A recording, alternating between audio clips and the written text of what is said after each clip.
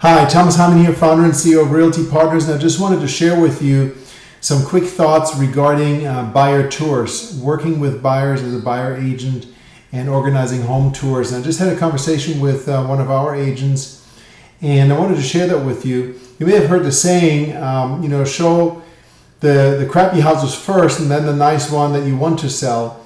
And while that seems a bit corny, there's some truth to it psychologically.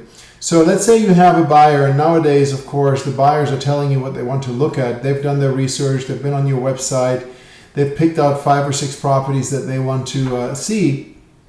How are you going to structure that show? That tour? Are you just going at random, putting these things together? Are you going to map it out based on what's most convenient to drive? Or are you going to use some psychology in putting together that tour? Personally, what I would strongly suggest and what I used to do, if you don't know the area intimately, I would do a drive-by. If it's a higher price point, I would actually do a preview of the property if that's at all possible.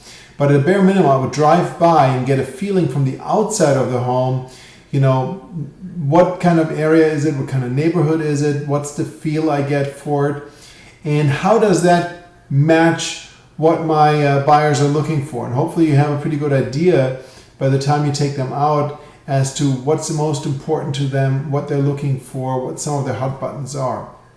And then you want to organize your tour and literally go from worst to best. And here's why.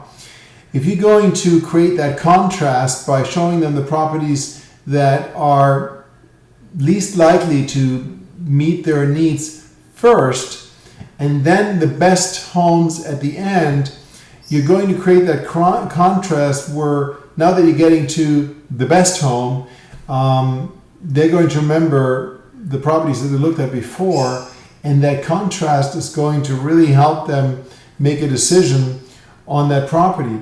If on the other hand, you show them the best home first and then take them to a bunch of other homes that you really know aren't going to meet their needs, then what's going to happen? First of all, the first home that they looked at that would have met their needs is so far back that they don't really fully remember it and appreciate it. Plus, they probably didn't spend a lot of time in there because it's just the beginning of the tour. So now you're going to be at that dilemma where, okay, can we go back and look at that first home again? Or that's best case scenario. Worst case scenario, they just semi-forgot about the first home, but they're just frustrated because they've just seen bad home after bad home.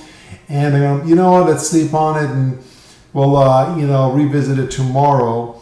And it's just very, very tough to move forward from there. So just psychologically, you want to create that contrast, which creates more value at the home that is most likely to meet their needs.